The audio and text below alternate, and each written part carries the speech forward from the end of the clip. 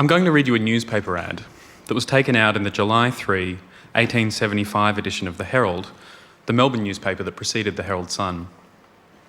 A good wife wanted. £20 reward, positively bona fide, I, Edward William Cole, Book Arcade, Bourke Street. An ad like this raises a couple of questions.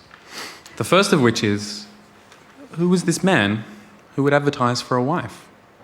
Well, Edward William Cole can best be described as a radical conservative, an entrepreneur with a flair for publicity. His famous Book Arcade was, at its peak, the largest bookstore in the world. 4 stories tall, stretching 2 blocks from the Bourke Street Mall back to Collins Street, its glass-arched canopy casting light on more than 2 million titles. Books, pamphlets, and paraphernalia were stacked on tables and benches, lining shelves from floor to ceiling, accessible by various stools and ladders. But Cole's Book Arcade was more than just books. Otherwise known as the Palace of Intellect, it boasted a monkey cage, a conservatory, a lolly shop, a toy department, a Chinese tea room, a kind of proto-jukebox called a symphonion, and a live band that played songs like Two Little Girls in Blue. So now another question emerges. Why would a man capable of creating such a place take out such an ad? The simple answer? Because he could. It should be noted that personals are not a new thing.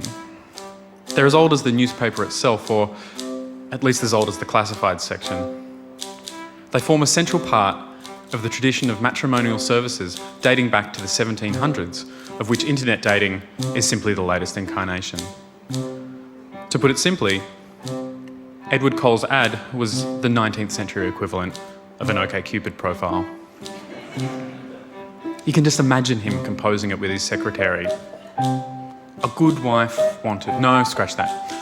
A good wife wanted.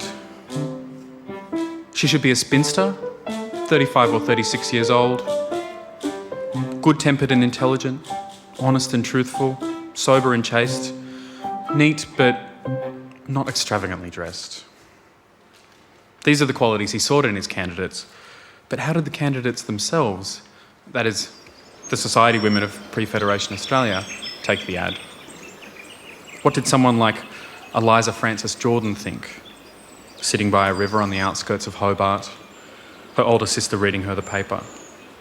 Did she see it as a grand opportunity, positively bona fide? Or a crass publicity stunt, an indecent proposal? There was the reward, of course, but then there were Cole's progressive ideas. Edward believed in a world without borders. He believed that we should establish a global federated government in order to realise world peace by the year 2000. He was an advocate for education, for literacy, and he argued vehemently against the White Australia policy.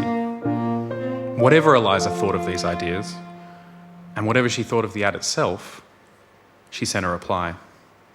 I can't tell you what was in her response, only that it worked.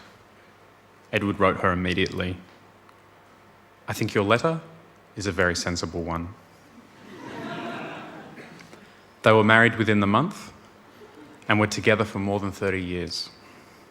The most famous photo we have of Cole's Book Arcade shows Eliza seated in what was known as Queen's Corner, the nook of the store where she would take tea with friends. To me, this story is more than Bookseller Wants a Wife, but I find it hard to articulate just what that is.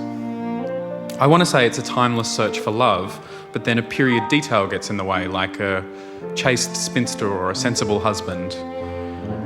But at the same time, it's not like we can't relate to it. We all get shy sometimes, right? We feel lonely, we take risks. I put myself on the line, you throw yourself at strangers. We ask the world to take a chance on us. Because these are the things you do to find love. And this is how Edward and Eliza's relationship, their story, can be our ideal. Not in its shape and form and details, but simply as love. Cole's Book Arcade wasn't a template for every bookstore that came after it. And their love isn't a blueprint for how things will turn out for us. Instead, they're both a reminder of what is possible.